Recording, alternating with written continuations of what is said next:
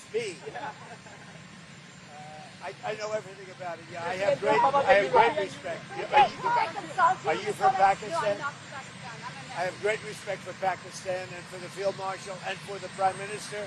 Yeah, I know that. On the European Union yesterday, you talked about Italy and the withdrawal of troops from Europe, from Italy and Spain. Can you clarify with your words? Well, I'm not happy with Italy and I'm not happy with Spain.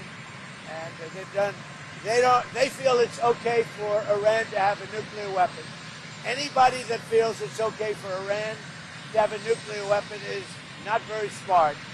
And it'll be a terrible thing in the future. If they were ever allowed to have a nuclear weapon, you would have problems the likes of which the world has never seen before, and it's not going to happen. And aside from that, right now they have no Navy, it's been wiped out, no Air Force, it's been wiped out.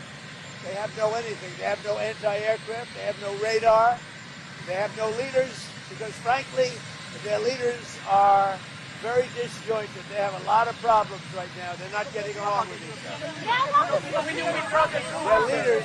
Their leaders are not getting along with each other. So. Why? We raised the tariffs on cars coming in from the European Union because the European Union was not adhering to the trade deal we have. So based on that, now, when they build their plants, of which they're spending over $100 billion, all countries, not just the Union. When those plants open, there won't be any tariffs. But we raised the tariffs because they were not, as usual, they were not adhering to the agreement that we have. We have a trade deal with the European Union. They were not adhering to it. So I raised the tariffs on cars and trucks to 25%. That's billions of dollars coming into the United States, and it forces them to move their factory production much faster. We have right now in the United States over $100 billion of car plants being built. It's a record. We've never had anything like it from all countries, Japan, South Korea, by the way, Canada, Mexico, they're all building plants in the United States. But the European Union was not adhering to the deal that we made.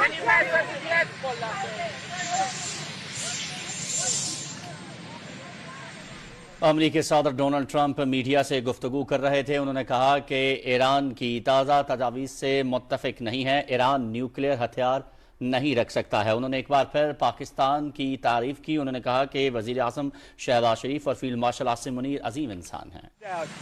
But we just had a conversation with Iran. Let's see what happens. But I would say that I am not happy.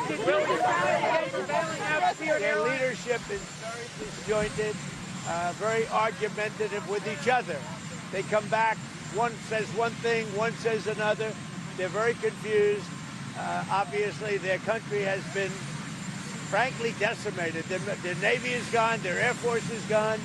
Many of their soldiers, unfortunately, are gone. They've got to come up with the right deal. At this moment, I'm not satisfied with what they're doing. Did you decide against bailing out Spirit Airlines? Well, I guess we're looking at it. If we could do it, we'd do it, but only if it's a good deal. Claiming that they're preparing to shut down this weekend because they haven't gotten a deal. Well, we're looking at it, but if we can't make a good deal, no institution's been able to do it. I said, I'd like to save the jobs, but we'll have an announcement sometime today. We gave them a final proposal. Excuse me. Mr. President, it's day 60. Are you going to seek congressional authorization for... Well, no other country has ever done it. It's never been, as you know, most people consider it totally unconstitutional. Also, we had a ceasefire, so that gives you additional time. But no other country's done it. We're in the midst of a big victory. This is a victory like we haven't had since Venezuela, okay, to be honest with you. We haven't had, but, you know, we have a country that lost its way. It really lost its way. That's our country in terms of the military. Now we have a great military. We're on our way to another victory, a big victory, and I don't think that it's constitutional what they're asking for. These are not patriotic people that are asking. You know, when they say, even the losers, even the ones that say all the wrong things, admit that it's been amazing what we've done. The Strait is totally shut down. It's flawless. It's totally 100% shut down. Now, we've been dealing with Iran. They want to make a deal. They're not there. They're not with it. They're sort of, they get close, and then a new group of people come in. They don't know who their leaders are. They have no idea who their leaders are, but they're very confused, and that's because of the success we've had militarily. They essentially have no military. Let me just tell you, the war powers. So many presidents, as you know, have gone and exceeded it. It's never been used. It's never been adhered to, and every other president considered it totally unconstitutional, and we agree with that.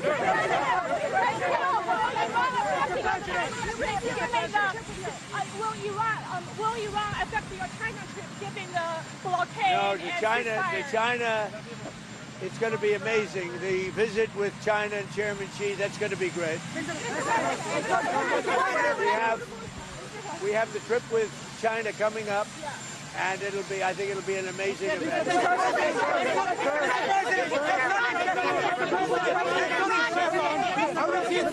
Mr. President, if you can't get a deal on Iran, what next? What will you do? Well, right now we have negotiations going on. They're not getting there. They are very disjointed. They're extremely disjointed. They're not able to get along with each other as leaders. They don't know who the leader is. Their military has been defeated. If we left right now, it would take them 20 years to build back that country, but we're not satisfied at this moment. Are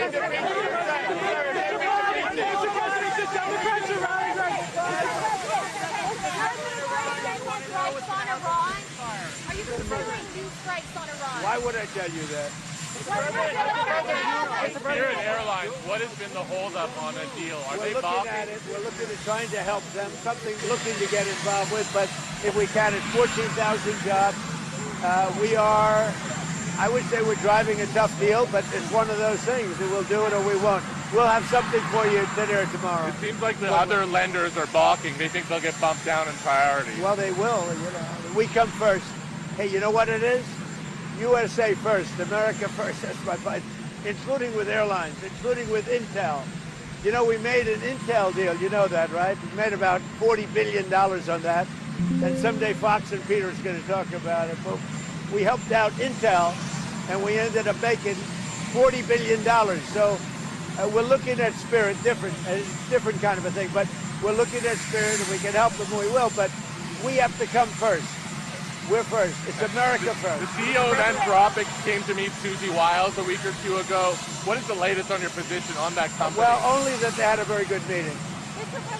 You had the CENTCOM commander come in here yesterday.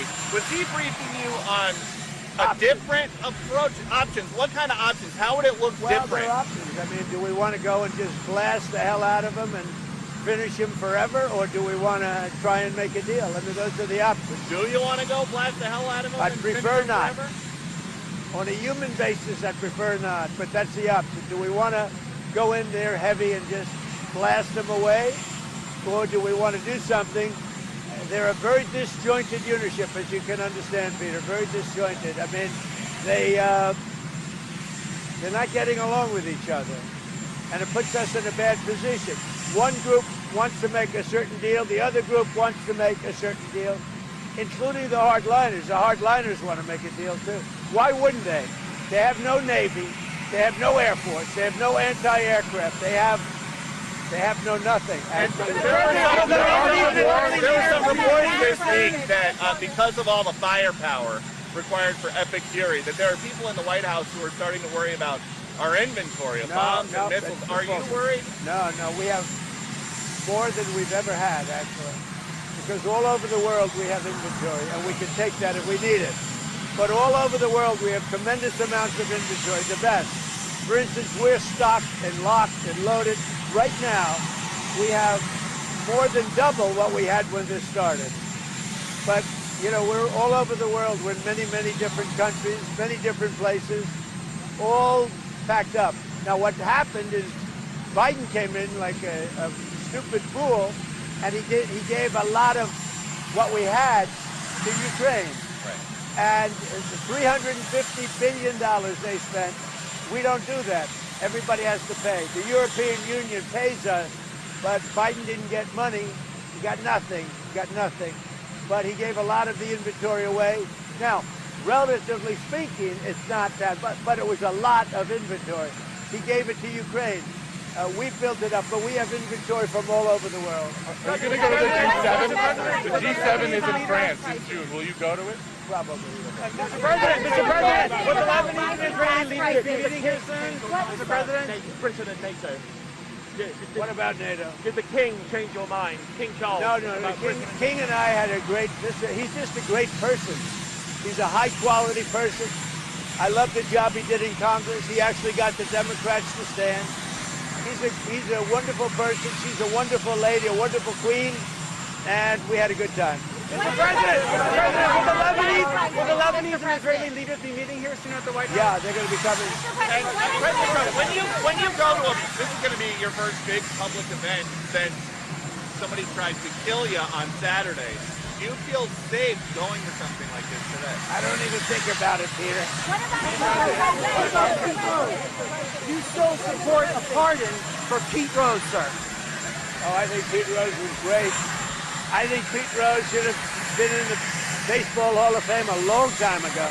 A long time ago before his death. I think baseball did a great disservice by not respecting his achievements on the field. He was a great player. I knew him. Mr. President, sir. He was a great player. Will you pardon him? It seems like you're happy with your blockade and you don't have to restart the war or you don't have to make a deal. Is that correct? Are you happy with the blockade? The blockade has been unbelievable. Powerful, 100%. It's been actually unbelievable. If we left right now, we had a great victory, but we're not doing that. We're negotiating with them. Their teams are unbelievably disjointed, but we are negotiating. Mr. President, sir, the NASDAQ and the S&P 500 posted their biggest monthly gain since your first term, sir. Can you talk about what this means to you, the stock market performance, and do you believe that this is going to continue throughout the rest of your term? Thank you. The stock market is hitting record numbers. We have more people working in the USA today than we've ever had working, as you know. It's in many ways. Now, when this war ends, gasoline and oil and everything is going to come tumbling down. But right now, as of this moment, the stock market has hit record highs. We have more people, again, working in the United States today than at any time in the history of our country. We are really doing well. Now, gasoline's high, other prices are way down, but gasoline's high. But when this is over, you'll have a world without a nuclear weapon with Iran. If you allow Iran to have a nuclear weapon, the world would be in great jeopardy. So it's not going to happen. As soon as the war ends, the gasoline prices will come down. You're going down to the villages. You're going to be talking to our seniors. You've delivered for seniors, no tax on Social Security, most favored nations.